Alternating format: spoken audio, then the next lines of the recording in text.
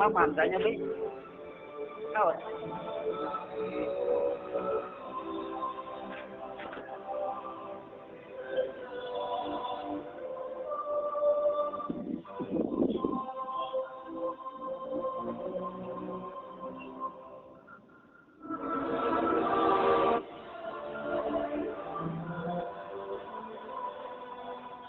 Assalamualaikum warahmatullahi wabarakatuh. Salam sejahtera. Shalom. Jumpa lagi dengan saya Bung Yandi di 93,1 FM Radio Monika Surya Barito Timur. Para sahabat, malam ini kita menyajikan acara Talkshow dengan tema edisi 3 Masalah Persoalan HGU. Edisi 3 kali ini kita akan mengambil tema apakah hasil atau penghasilan yang diperoleh dari perkebunan besar sawit dengan kerusakan lingkungan itu sebanding. Malam ini akan dikupas tuntas oleh Pak Senior Badowo, kemudian Bapak Bung Cornelius, kemudian ada Mbak Juwita, dan sebentar lagi nanti setelah beberapa saat ke depan kita akan menghubungi Pak Cilik karena Pak Cilik bersedia hadir, tapi beliau masih ada kerepotan. Jadi mungkin di sesi kedua nanti kita akan menghubungi Pak Cilik. Oke, di ujung telepon sudah hadir senior kita, Pak Badowo. Selamat malam. Selamat malam. Pak Cornelius, selamat malam. Ya, selamat malam rekan-rekan yang hadir. Tetap semangat tokoh Paju 4 kita ini ya. Aktivis wanita, Mbak Juwita, selamat malam. Paju 4 soalnya masuk HGU semua. Assalamualaikum warahmatullahi wabarakatuh. Salam sejahtera, shalom. Selamat malam kawan-kawan Narsum dan juga selamat malam pendengar setia acara Talkshow di Monika Surya FM di gelombang 91,3 FM. Terima kasih. Oh ya, di belakang Mbak Juwita ada siapa? Sudah dihubungin ya? Untuk nomor telepon yang dihubungin yang dimaksud kemarin saat kita ngobrol-ngobrol tidak diangkat. Tapi coba lagi ya. Tidak diangkat seperti. Tapi sudah di WA dan di SMS oleh tim Talkshow, tim Narsum sebelumnya ya. Halo. Sudah dihubungin, sudah di SMS, tetapi di reject. Oke, kalau begitu bukan persoalan lagi kalau memang di reject. Karena sesuai janji kita, jika ingin bicara di Talkshow malam ini jam 19.00, berarti kita sudah berusaha untuk menghubungin dulu ya. Oke, Pak Senior, Pak Badowo. Bicara PBS sawit, cukup lumayan luas loh Barito Timur. Artinya begini, kalau menurut data 2018 saja, sekarang tahun 2021 ya, itu perkebunan besar swasta kelapa sawit itu ada sekitar 8,284.32 hektar. Lumayan luas. 400.000 apa? Ya, kalau angkanya itu jelas 8.284.32 angkanya untuk TBM ya, untuk TBM. Kemudian untuk TM itu ada 34,597.80, TTR garis miring TTM 2,80486, jumlahnya berarti 55.129.15.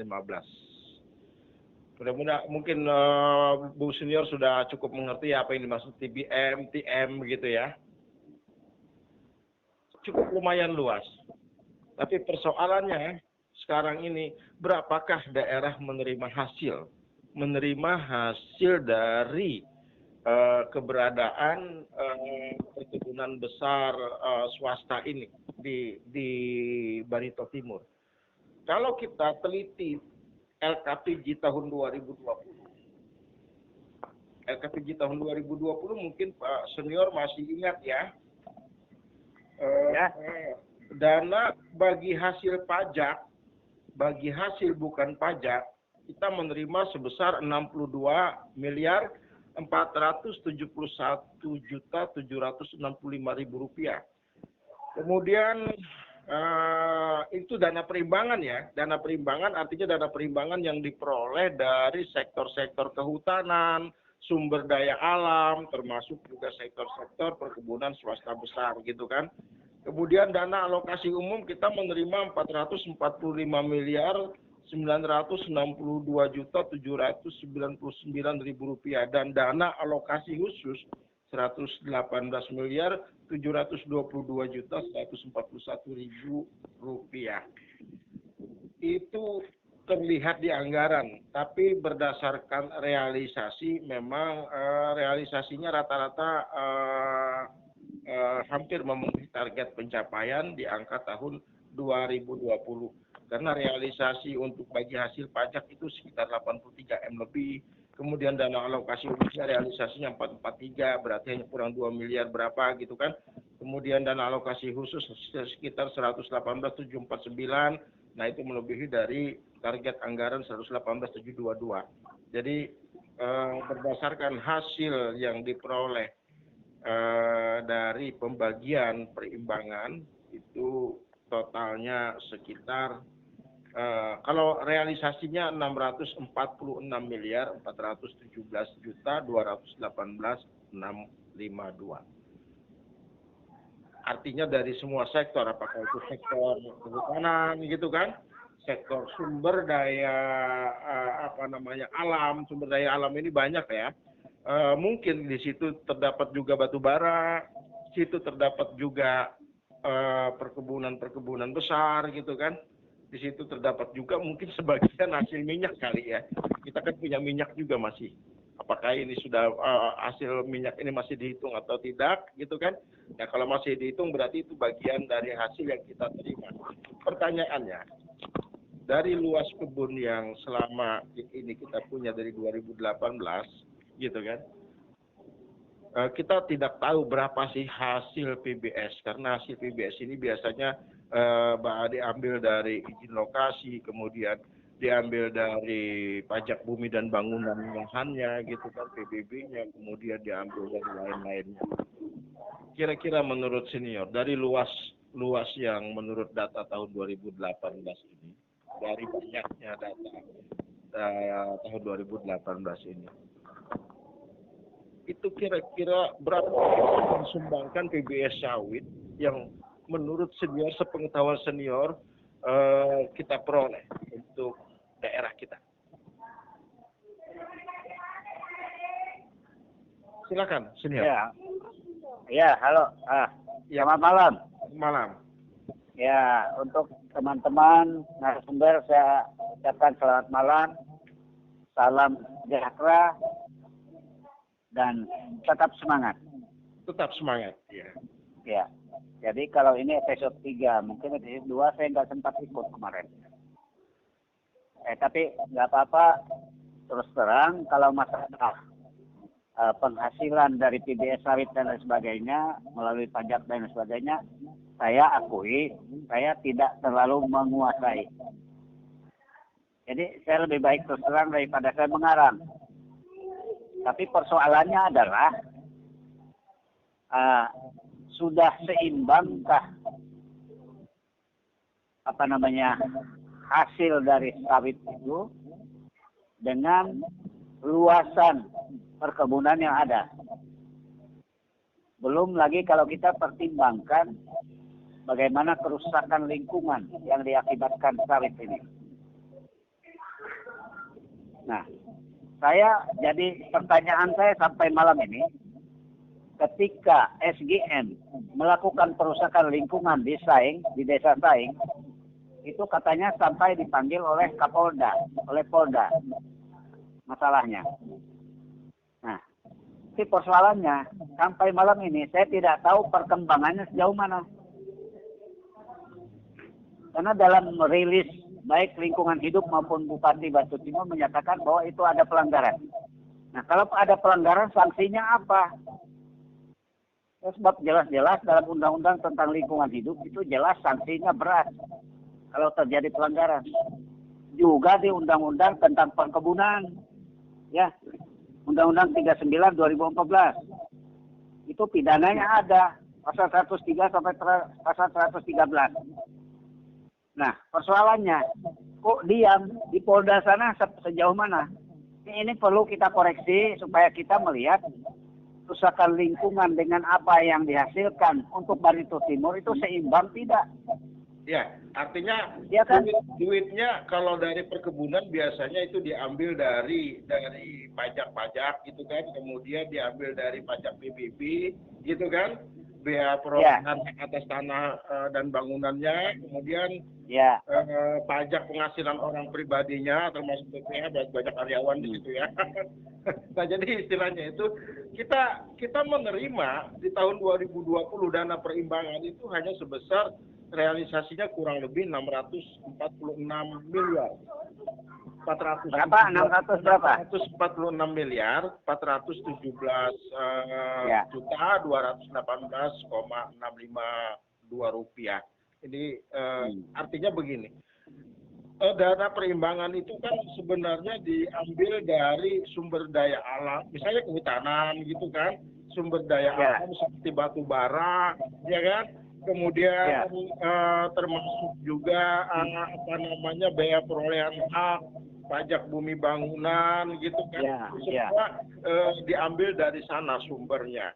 Nah, persoalannya sekarang kalau hanya sekitar 646 miliar yang kita terima kurang lebihnya, berapakah PBS sawit ini dengan luas yang mereka buka saat ini, dengan produksi yang mereka peroleh saat ini, apakah ini seimbang dengan kerusakan yang kita terima? Itu persoalannya. Ataukah memang ada kebocoran-kebocoran sehingga dari luas dan jumlah produksi ini kok kita terima baik dari perkebunan besar swasta sawit maupun batu bara kok hanya segini ya? Belum lagi kita misalnya bertanya, minyak kita masih ada nggak yang disedot? Kan begitu? Pasti ada itu. Loh iya. Kalau minyak itu zaman Pak Jain Alkim dulu, itu beliau sampaikan hasilnya berapa. Nah, sekarang untuk zaman sekarang, 10 tahun terakhir ada nggak disampaikan ke DPR, ke masyarakat? Itu kan bukan rahasia. Siapa bilang rahasia? Sumber daya alam kita kok. Iya, sumber daya. Rahasia. Misalnya Pertamina memberikan berapa bagi hasil untuk kita. Karena sedotannya dari Wolken, dari Tanjung itu ke bawah bumi kita. Sampai sebetulnya buka di Google, di internet, kemudian di statistik, saya belum bisa menemukan data fix gitu kan. Sebenarnya berapa sih nilai yang sudah disumbangkan oleh PBS sawit ini untuk daerah ini, berapa sih sebenarnya? Seharusnya itu ada di Dinas Pertanian paling tidak gitu, sama Dinas Pendapatan Daerah gitu kan. Tapi data itu tidak. Tapi kan begini, biasanya kalau kita mau bertanya di sana, pasti dijawab kepala dinas. Ini rahasia. Rahasia. Oh iya. Yang rahasianya itu di mana? Nah, kalau kita mau jujur, dibukalah. Misalnya hasil sawit untuk Barito Timur tuh berapa juta ton 1 tahun. Tandan buah segarnya, TBS-nya. TBS, ya. Terus dijual TBS-nya dijual ke pabrik yang ada, baik di pabrik yang ada di Astra di Tanjung maupun pabrik-pabrik yang ada di sini di Barito Timur dan Barito Selatan. Oke. Itu seharusnya memang penghasilan kita membandingkannya dengan Pulang Pisau. Pulang Pisau tidak punya sumber daya alam mineral yang potensial. Jauh lebih besar seharusnya. Perkebunan seperti ini ya. Kalau kita misalnya melihat luas dari kebun yang ada di sana kan min plus sebenarnya dengan yang ada di Bartim ini. Kok mereka Iya. bisa lebih tinggi PAD-nya ya? Atau sumber Ya. penerimaannya? Atau gimana? Kita ini ada kehutanan, sumber dari kehutanan gitu kan, bagi hasil Ya. perimbangannya. Kita ini ada dari sumber daya alam, ya kan? Kita ini Ya. ada dari namanya kemungkinan besar mungkin masih ada minyak gitu kan. Nah, kok bisa Bukan kemungkinan, saya yakin masih ada kok. kok kita terima cuma 646, 417, 218 ini kenapa ini? ini seimbang Jadi kan kerusakan ini. Padahal yang resiko potensial yang akan kita alami ke depan adalah terjadinya kerusakan lingkungan karena terjadinya perubahan karena produksi itu kan gitu. Nah, seperti contoh misalkan eksplorasi saja menimbulkan potensial mereka untuk dapat menimbulkan potensi bencana tanah longsor misalnya di Desa Bamban kemarin. Menurut masyarakat banyak itu akibat bom tanah yang saat mereka eksplorasi kemarin. Apakah ini seimbang gitu hasil yang kita dapatkan? Kok tidak ada? Apakah di PRD nanti ini ikut meneliti hasil Bartim ini berapa sih semuanya? Jadi kalau memang hasilnya tidak segini, di mana kebocorannya? Itu maksud saya gitu. Ya, jadi justru kan DPR seharusnya sebagai satu lembaga yang dia punya fungsi pengawasan. Jadi wajib hukumnya untuk mereka melakukan pengawasan terhadap hasil-hasil baik sumber daya alam maupun hasil dari perkebunan dan lain sebagainya di Bartim Timur. Makanya saya contohnya kembali lagi ke Pulang Pisau yang tidak ada sumber daya alamnya, tidak ada batu bara segala macam. So mereka bisa APBD mereka 1 triliun ke atas, ya. Iya. Kemudian contoh lagi, saya kembali lagi ke Batu Kajang. Di sana perkebunan sawit kiri kanan jalan itu penuh dan lihat bagi hasilnya. Bagi Kabupaten Pasir TPO, Kabupaten Pasir Utara. Itu jelas hasilnya mereka, lihat aja. Bagaimana pembangunan di Tanah Grogot. Begitu pesat maju. Kemudian di Penajam. Lihat aja kemajuannya, lihat aja bagusnya. Bagaimana mereka ada stadion, ada kolam renang yang betul-betul dimanfaatkan. Yeah. Dan di sana betul-betul hasil dari perkebunan itu baik perusahaan besar swasta maupun juga kebun rakyat juga sangat menghasilkan untuk PAD dari Kabupaten Penajam Pasir Utara itu. Kita save dulu kebun rakyat, ada kata-kata kebun rakyat. Saya save untuk sesi kedua. Menuju ke Bung Cornelius. Bung Cornelius. Iya. Ini hasil kita cuma tahun 2020 646, tapi katanya 2022 nanti justru akan terjadi penurunan dari target. Ini bagaimana ini? Sementara pada saat hujan deras nanti kita banjir terus nih. Alasannya COVID. Alasannya COVID gitu. Gimana nih? Kita penyorotnya dari hasil dulu. Itu dia maksud Pak. Kita abaikan dulu bagaimana itu kebun rakyatnya dulu. Kebun rakyatnya abaikan dulu ya, Kek. Gimana? Ya, abaikan dulu itu yang 20%-nya plasmanya. Ya, plasma apa segala itu. Nah, jadi kita abaikan itu dulu. Ini menurut artinya Pak Senior tadi kan itu ada 2 pembanding kabupaten, 2 pembanding. Yang satu yang tidak punya sumber daya alam yang secara khusus Pulang Pisau itu punya pendapatan daerah hanya lebih dari 1 triliun. Nah, kalau Penajam ya itu nggak ada cerita. Kalau itu memang luar biasa. Kan di sana kan Pasir Utara malah jadi calon ibu kota negara karena ya memang mereka sangat istimewa. Nah, ini yang perlu Pulang Pisau tadi yang tidak punya apa-apa tapi ternyata PAD-nya itu dia hasil pendapatannya semua bagi hasilnya. Nah, jadi seharusnya Barito Timur itu kalau digali mungkin minimal bisa lebih Pak, bisa lebih. Nah, ini apa sebabnya? Itu yang perlu kita pertanyakan. Ya sekarang kenapa cuma tahun 2020 ini di LKPD saya baca dana perimbangan yang kita terima, kita bicara dana perimbangan saja karena itu yang paling besar di situ ya sebenarnya itu cuma 6 miliar. Nih apa yang salah dari ini gitu loh. Padahal yang dikeruk dari Alam Barito Timur itu wow bukan main. Hutan masih jalan, HP-nya masih ada kan?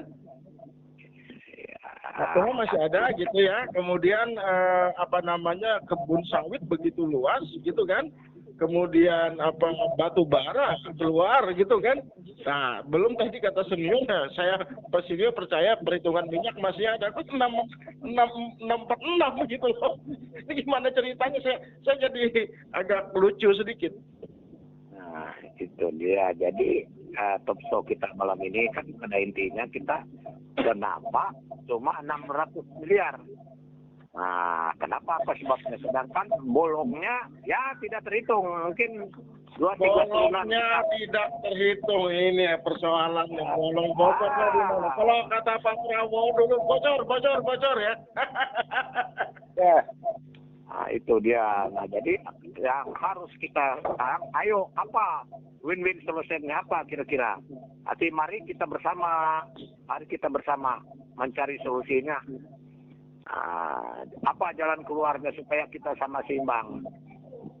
Jadi perkebunan kelapa sawit merupakan pembayar pajak, baik pajak bumi dan bangunan, pajak pertambahan nilai PPN, pajak penghasilan perorangan maupun badan PPH, pajak perdagangan internasionalnya juga kena bea keluar, pungutan ekspor dan bea masuk, dan dividen.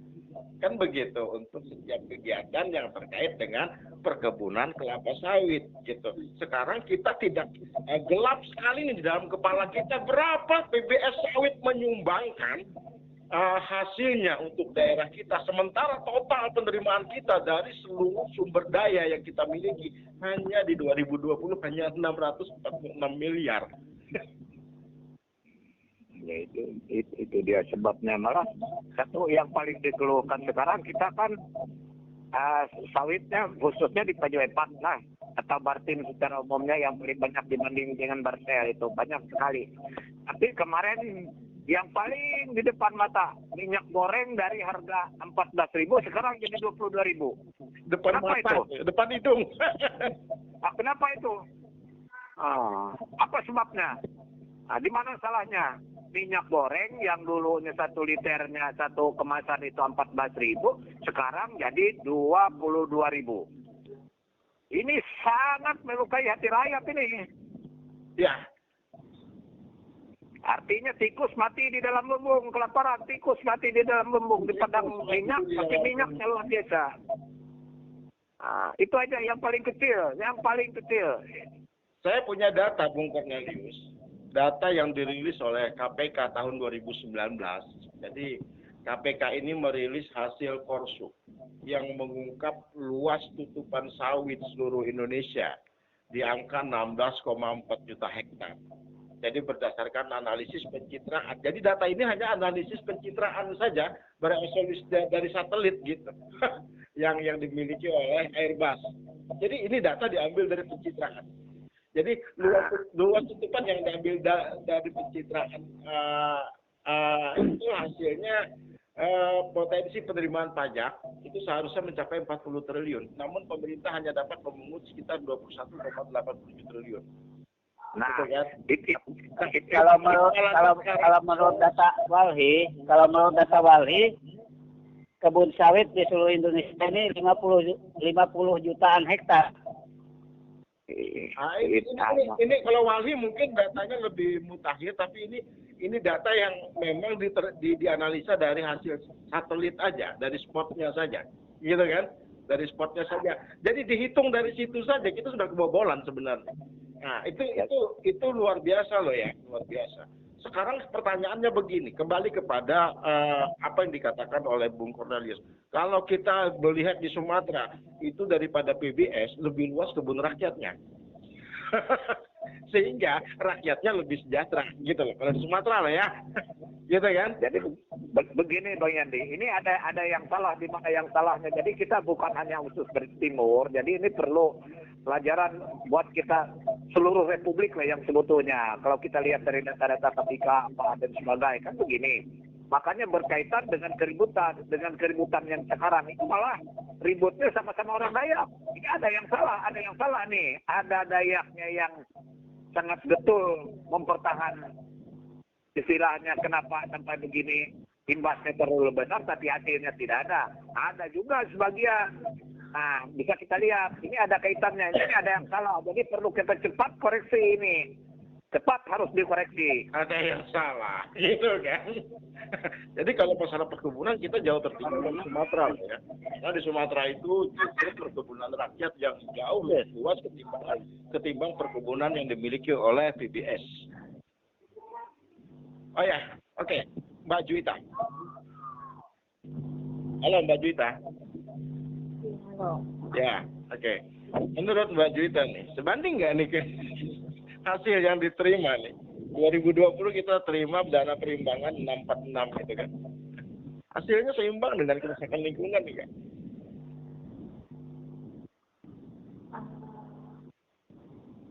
Kalau menurut saya sendiri sih memang kurang baik. Tapi sebenarnya melalui perusahaan besar minimal bisa. Lebih dekatkan lagi ya ke mulutnya teleponnya ya. Suaranya agak kurang. Ini pakai handsetnya. Bisa. Ya, cukup. Soalnya handphone mau drop juga. Sebenarnya seperti yang disampaikan oleh panelis tadi,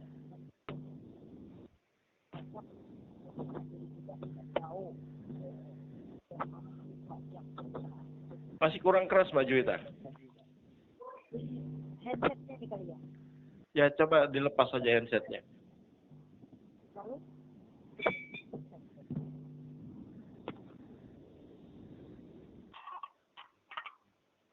Hilang. Suaranya hilang. Hilang suaranya. Halo?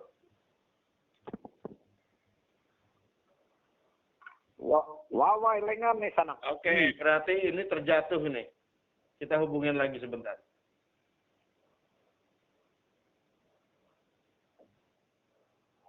Nomor yang Anda tuju sedang tidak dapat menerima panggilan. Tekan 1, 3, atau 5 untuk meninggalkan pesan.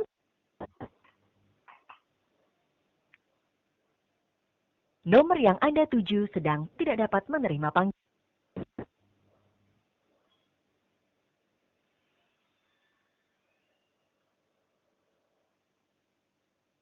Sedangkan uang tunai total ratusan juta rupiah dan Honda PCX, tekan 1, 2, 3, atau 5 untuk berlangganan NSP ini, tarif 9.900 untuk 30 hari. Tekan 5 untuk mengaktifkan NSP ini. Silahkan tekan 5 untuk mengaktifkan NSP ini.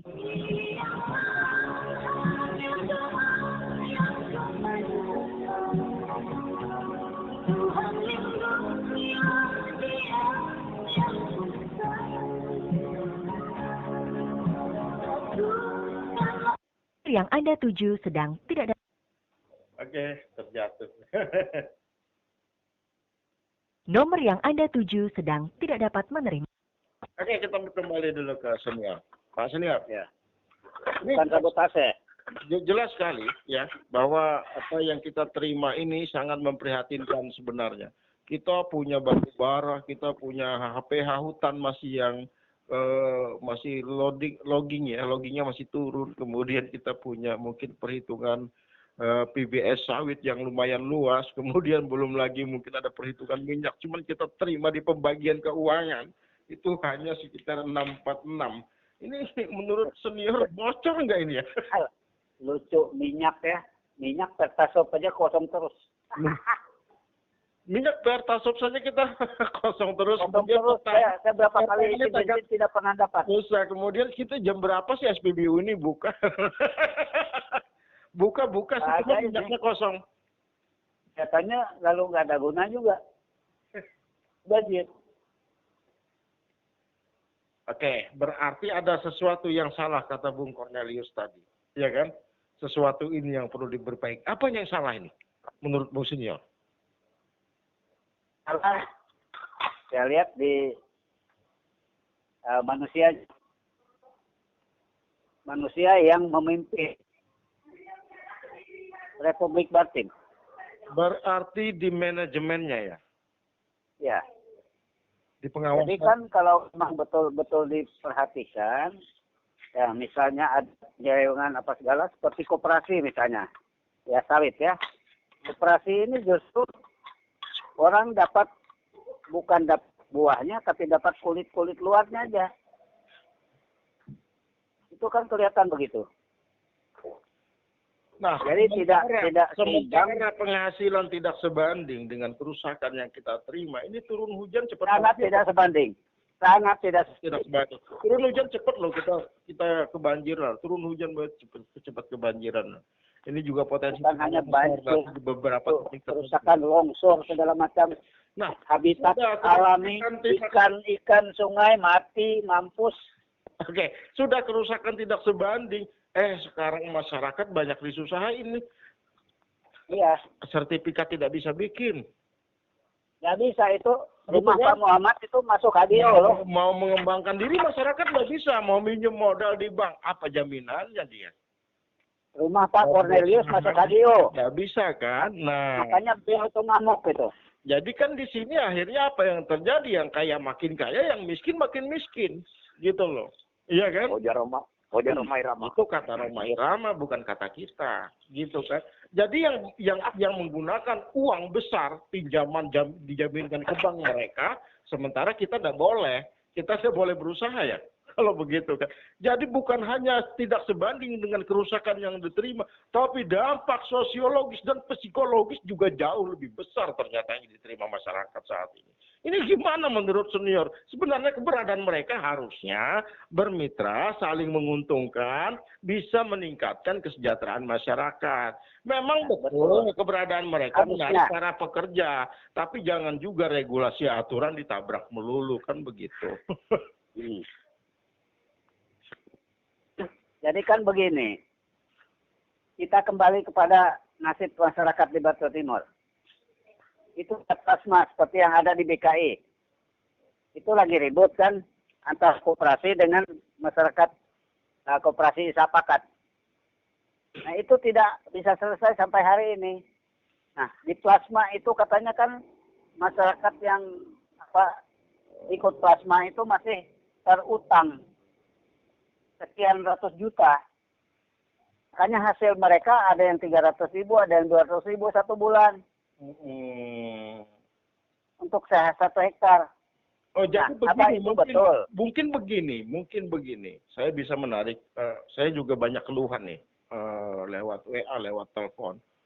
Ternyata mereka itu memang ada yang namanya plasma, tapi kok plasma masyarakat yang kerjain gimana ceritanya kan begitu.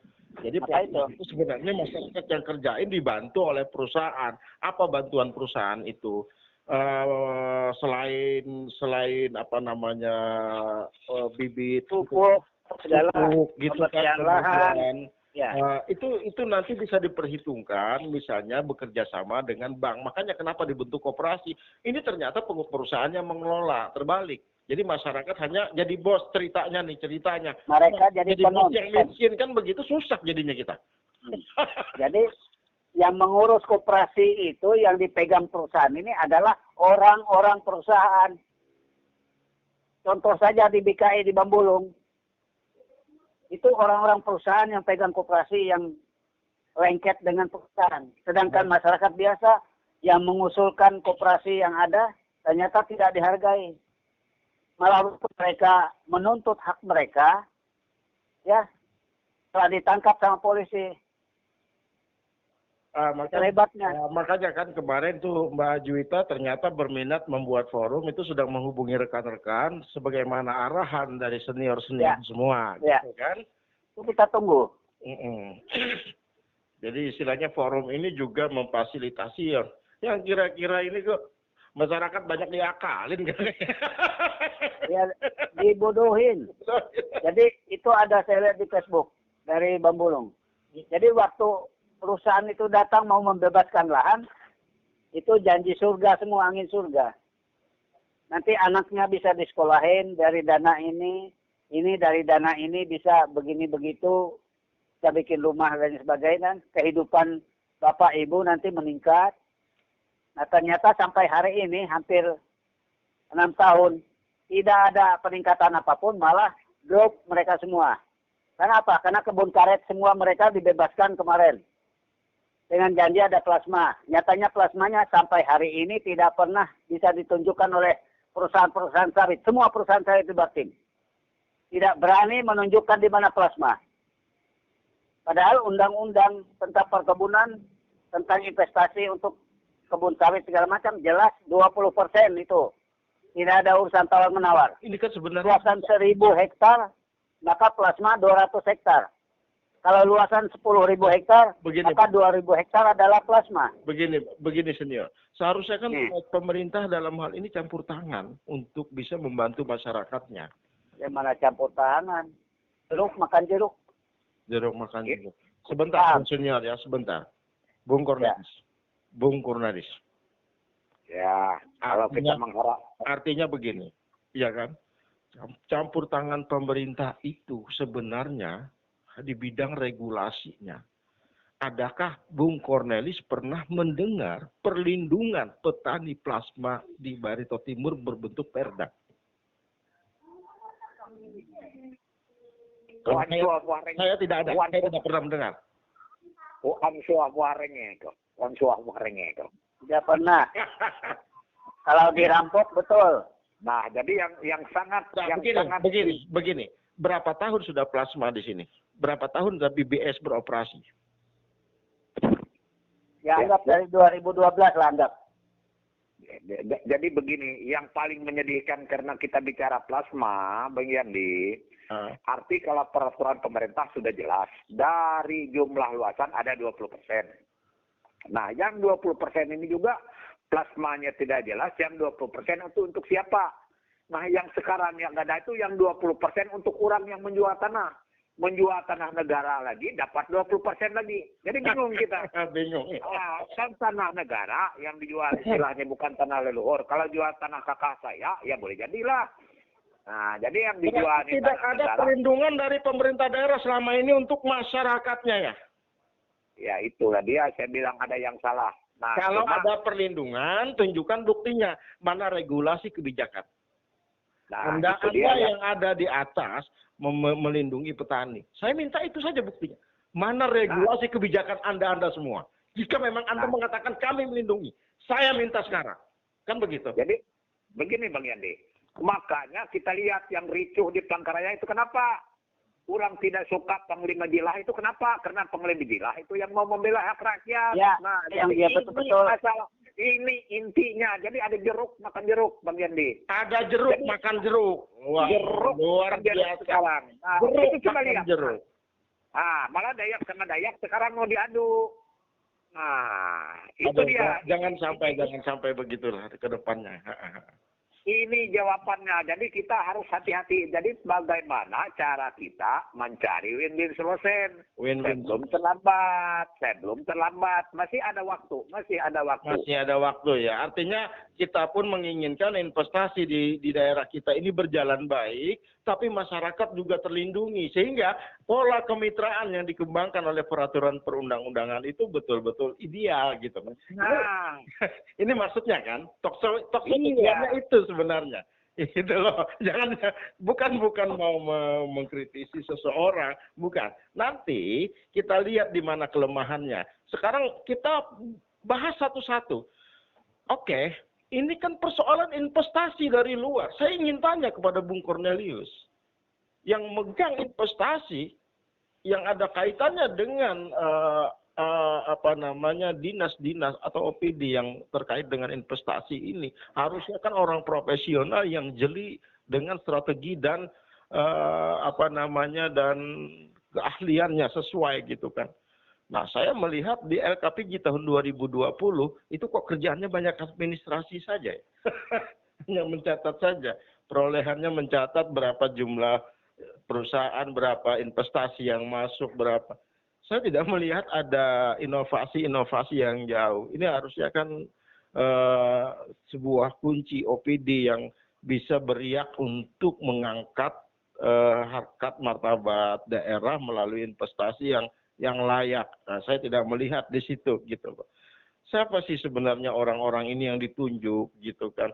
Kemudian dilihat dari PAD tadi juga. Kok PAD kita targetnya tahun 2022 jadi turun. Siapa sih orang-orang yang ngelola ini ditunjuk gitu kan. Siapa sih yang mendesain Barito Timur untuk pembangunan Barito Timur? Mana sih bapedanya kok begini gitu kan. Semuanya ini kan tergantung OPD itu. Oke, sekarang perhubungan. Mana sih hasil batu bara kita berapa ton sih dalam setahun? Coba buka gitu loh. Udah berapa tongkang yang larut kan begitu. Oke, provinsi silakan menghitung di apa namanya, menghitung di stok file batu bara. Kita bisa menghitung di tongkang karena apa? Syah Bandar kan perhubungan yang urus gitu loh. Ada berapa tongkang sih sudah larut? Tongkangnya ukuran berapa saja? Jadi begini Bang Yandi, ini ada masalah besar sebetulnya, masalah serius karena berkaitan dengan batu bara tadi. Batu bara sekarang semua perizinan, semua pengawasan dari pusat. Jadi yang di provinsi paling ada 27 orang, arti mereka dari pusat yang disuruh di provinsi untuk ngawas. Nah begitu hal-hal yang lain. Saya lihat kemarin itu waktu ada pertemuan komisi berapa, yang komisi 3 itu. Komisi 3 di RRI. Kalau tidak salah termasuk si bekas mantan bupati, si Deddy Mulyadi itu menanyakan. Jadi ada regulasinya yang salah. Dia menyentil apa kehutanan. Jadi kehutanan ini yang berkuasa penuh. Jadi dia pertanyakan kayak apa yang dilakukan kehutanan. Nah jadi ini perlu juga kita dari bawah sampai ke atas juga. Jadi bukan hanya untuk secara spesifik Barito Timur, jadi mungkin secara luas. Jadi ini perlu perubahan sistem. Oke, tapi yang maksud kita di sini, Bung Cornelius, masih bisa fungsi kontrol dilakukan melalui pelabuhan. Pelabuhan siapa mengeluarkan? Kita cukup menghitung tongkang yang dilepas tambang, gitu loh. Ya itu dia masa bodoh. Bang Yandi lihat aja di Pelang Baru itu ada timbangan, ada pelabuhan daerah yang sudah itu mangkrak semua. Berapa uang rakyat Barito Timur untuk bikin itu? Tidak dimanfaat, mubazir. Berapa miliar itu? Dua pelabuhan, timbangan dan sebagainya penyelesaian. Hampir tidak ada sama sekali niat. Ya berarti kan kita tidak ada niat mendongkrak PAD. Itu dia. Berarti ada yang salah. Kan tidak ada niat. Coba bayangin. Kenapa saya bilang tidak ada niat? Kalau cuma satu pelabuhan, itu pun punya swasta, gitu kan? Berarti kan satu pelabuhan itu kapasitasnya maksimal kan paling anggap saja dalam 1 tahun 500.000 ton kita bisa mengeluarkan batu bara kita, gitu kan? Dan itu pun bergantian kan? Karena hanya satu pelabuhan. Tidak bisa melebihi misalnya dari 500.000 misalnya batas maksimalnya segitu, pelabuhan itu biar tiap hari mengangkutnya kan, memuatnya kan begitu. Misalnya wah cuman kapasitas tertinggi kita misalnya 500.000 ton, kan nggak bisa meningkatkan PAD dong di atas itu. Berarti kan kalau lain ceritanya kalau misalnya difungsikan kembali, dipercepat, pelabuhan punya Pemda dari kemarin urusannya clear gitu kan. Oh 2 pelabuhan beda cerita, 1 juta ton lebih kita sudah bisa keluar.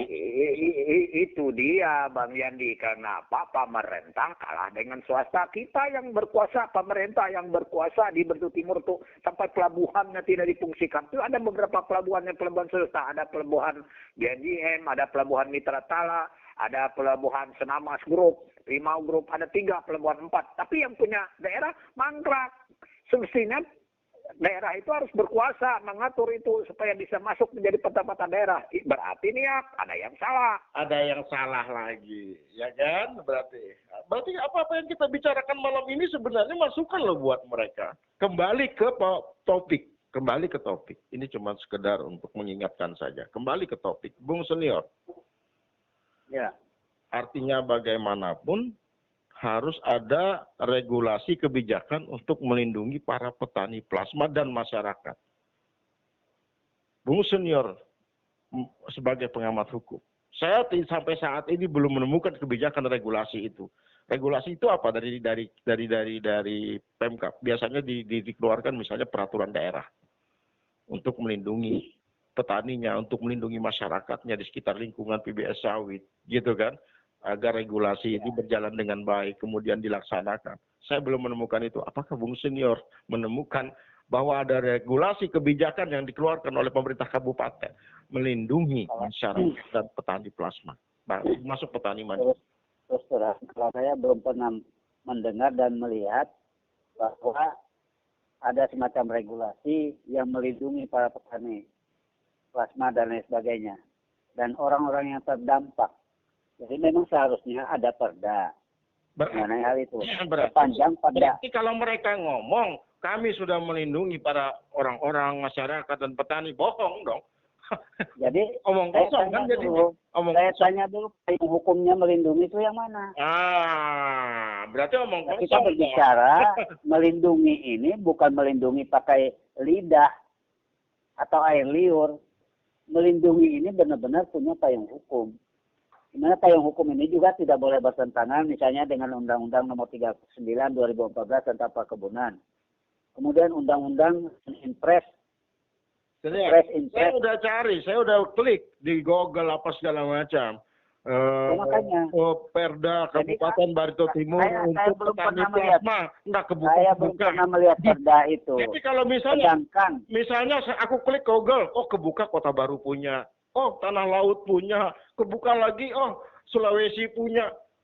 Kok mereka rata-rata ada membuat satu kebijakan regulasi yang sangat baik melalui perda, bahkan di Sulawesi itu bukan hanya 20% mereka untuk melindungi dan mensejahterakan petaninya, 30% mereka patok di perda itu. Coba bayangin. Itu aja contoh ya, makanya saya contoh di Kalimantan Timur, di Kabupaten Penajam Pasir Utara. Itu petani-petani plasma, juga petani-petani rakyat juga itu makmur. Rata-rata mereka punya pickup untuk angkut sawit, jual ke perusahaan. Jadi mereka punya usaha itu betul-betul mantap. Lihat saja rumah-rumah mereka di pinggir jalan di kebun sawit itu. Ini saya menemukan catatan di LKPJ tahun 2020, ada program pembinaan, pengawasan perusahaan besar swasta. Biayanya anggarannya 60.545.000. Realisasinya 56.981.000. Ini apaan ya? Itu yang melakukan tugas itu siapa? Ini SPD-nya. SPD-nya perkebunan, pertanian. Dinas Pertanian. Nah, itu kan harus jelas. Betul tidak? Jangan-jangan mereka pergi keluar dari kantor tanda tangan SPJ. Padahal dia tidak pergi ke lahan dan lain sebagainya, tidak melihat. Kemudian kalau mereka melihat, terdengarlah keluhan-keluhan masyarakat yang di dekat kebun itu. Bisa tanya Pak Cornelius, itu kan ada plasma di SGN. Itu siapa yang dapat? Pak Cornelius yakin saya tahu. Yang ada di laporan target capaian indikator kinerjanya. Kok saya tidak ada melihat, padahal anggarannya dikeluarin, seharusnya ada dicantumkan di laporan indikator kinerjanya di sini gitu. Bentuklah koperasi misalnya. Luas lahan perkebunan sawit rakyat malah yang ada 449,65. Ini PBS-nya mana? Anggarannya ada, Anda pakai, laporannya tidak ada di indikator kinerja Anda. Gimana ceritanya sih? Saya buka loh LKPJ ini. Jadi salah satu contoh juga ya, misalnya itu ada koperasi sawit yang dikelola. Tapi yang mengelola itu rata-rata memang orang kepercayaan perusahaan, bukan masyarakat di luar perusahaan. Itu kan sudah kelihatan permainannya. Kemudian koperasi-koperasi itu bisa meminjam dana ratusan miliar dari bank. Nah, itu kan siapa yang untung? Perusahaan. Masyarakat masih tahu. Nah, berarti dibutuhkan regulasi kebijakan berbentuk perda untuk melindungi masyarakat. Kita lihatnya baik Pemkab saat ini. Sampai sejauh mana niat baiknya. Kalau bicara niat baik ya tentu kita bicara kebijakan.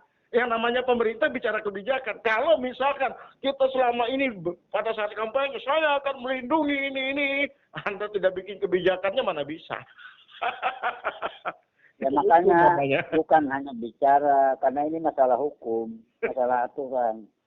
Dan semuanya juga aturan itu juga tidak boleh menabrak aturan yang lebih atas. Kan begitu hierarkinya. Nah, sedangkan undang-undang tentang perkebunan, Undang Nomor 39 2014 itu tegas-tegas. Di sana sudah diatur sebaik mungkin. Nah, tinggal pelaksanaannya di daerah, siapa yang mengawasi? Oke. Kalau tidak diawasi, kurang lebih maka 1 semaunya. jam. Kurang lebih Bung Senior Nah, 1 jam kita sudah ya. bicara, kita sudah di penghujung waktu. Artinya, kembali kepada closing statement yang dibutuhkan. Sebenarnya dari luas wilayah, dari hasil, kemudian dari pendapatan daerah, dan sekarang ini kerusakan potensi lingkungan yang begitu tinggi, kami butuh closing statement dari Pak Senior Badowo. Jadi kalau saya langsung kepada closing statement saya bahwa yang pertama, kerusakan lingkungan yang diakibatkan oleh TBS sawit ini belum sebanding dengan apa yang mereka berikan untuk Kabupaten Barito Timur. Dan diberikan untuk Kabupaten Barito Timur itu bukan untuk orang per orang, bukan untuk kelompok, tapi untuk masyarakat Barito Timur. Sehingga mereka juga ikut mengenyam hasil dan keuntungan dari perusahaan besar itu. Jadi bukan hanya menerima dampak banjir, kemudian dampak lahan mereka habis, sehingga kalau mereka tidak mampu bekerja sawit lagi, mereka tidak punya pekerjaan. Itu pertama. Yang kedua, harusnya ada semacam regulasi, turunan dari undang-undang yang ada, peraturan pemerintah yang ada, itu dibuatlah semacam perda. Nah contoh, semua plasma yang ada di Barito Timur ini, tidak ada yang beres. Karena tidak ada juga mereka mampu menunjukkan di mana plasmanya, yang 20% itu mana. Tidak ada yang bisa. Dan saya pernah, tahun kemarin, saya mengusulkan, melalui DPR adakan RDPO tentang plasma yang 20%. Diundang semua perusahaan sawit yang ada. Supaya mereka bisa menunjukkan, bisa merepresentasikan di mana plasma yang 20%. Karena secara tidak secara eksplisit mereka pernah menyatakan bahwa plasma 20% itu terpisah-pisah katanya tempatnya. Itu kan omong kosong. Di dalam undang-undang tegas kalau 10.000 hektar, 2.000 hektar itu plasma. Ada urusan pisah-pisahan nggak karu-karuan. Nah, pisah-pisah itu maksudnya seperti apa yang disampaikan Pak Cornelius tadi. Misalnya beli dari Pak Cornelius, misalnya 10 hektar, 2 hektar plasma ceritanya. Itu punya Pak Cornelius. Nanti punya si ACB begitu juga. Makanya bisa terpisah-pisah katanya. Padahal dengan luasan hagi yang ada itu, itulah diambil plasma 20%. Jadi harusnya ada semacam peraturan daerah untuk menaungi para petani plasma ini. Dan itu adalah kewajiban pemerintah daerah bersama dengan DPRD. Karena membuat regulasi itu juga telah terlibat. Itu mungkin yang bisa saya sampaikan. Itu demi Bartim yang lebih maju. Demi Bartim yang lebih maju. Ya. Bung Cornelius, closing statement dari Anda kami butuhkan. Kalau closing statement dari saya, ada 2. Yang pertama, segera bentuk tim. Artinya untuk melakukan advokasi, negosiasi, dan kedua, segera supaya kita menuntut, artinya buatlah perda regulasi supaya bisa menjamin hak masyarakat yang ada di Barito Timur. Hati-hati. 1 turunan ke belakang, kita semua tidak ada punya apa-apa karena tanah kita habis. Jadi kalau kita 1 turunan ke belakang, nggak bisa bergerak lagi apa-apa. Karena semua punya orang Malaysia. Kalau di Pajoepat hampir semua punya orang Malaysia. Dia sudah pegang sertifikat hak guna usaha 20 tahun. Nah, jadi 20 tahun lagi nggak bisa apa-apa. Sebelum selesai dia punya, tambah dia perpanjang 40 tahun. Selesailah semua. Nah, itu ada 2 statement dari kita. Baik. Usai sudah acara kita, di penghujung acara ini kita sampai pada suatu kesimpulan. Di edisi pertama kita bicara tentang hak guna usaha terkait dengan izin lokasi, kemudian terkait dengan panitia B. Di edisi kedua belum cukup, akhirnya diulang kembali, dipertegas kembali langkah-langkah izin lokasi dan bagaimana langkah-langkah panitia B. Semuanya itu memang berawal masalah di Barito Timur. Untuk HGU ini berawal dari dua pokok persoalan itu, yaitu pertama di izin lokasinya dan kemudian di panitia BJ yang tidak tuntas dan tidak pernah dibuka apa kesimpulannya. Dan malam ini kita lagi-lagi bicara bahwa ternyata selama ini tidak ada perlindungan hukum yang diberikan atau payung hukum bagi petani plasma dan masyarakat yang tinggal di sekitar PBS. Jadi perlu kiranya menurut para tim Narsum dibuat sebuah tim, kemudian tim ini bagaimana bekerja, tim ini juga nanti memberikan dorongan kepada pemerintah untuk membuat atau merumuskan regulasi kebijakan terkait dengan perlindungan. Perlindungan apa? Perlindungan kepada para petani. Petani apa? Petani plasma. Dan masyarakat yang tinggal di sekitar PBS. Bahkan lebih dari itu mungkin di dalamnya juga dibutuhkan perlindungan terhadap petani mandiri. Jadi intinya adalah apa kesimpulan malam ini yang dibicarakan sesuai tema. Hasil yang kita terima pada prinsipnya tidak sebanding dengan hasil kerusakan yang kita terima. Hasil yang kerusakan kita terima saat ini, sebentar hujan bisa banjir, sebentar hujan potensi tanah longsor. Ini sangat betul-betul sangat memprihatinkan. Ke depan ini regulasi kebijakan sangat dibutuhkan dari pemerintah. Berbentuk sebuah itikat dan niat baik untuk melindungi masyarakat dan untuk melindungi lingkungan Barito Timur. Assalamualaikum warahmatullahi wabarakatuh. Salam sejahtera.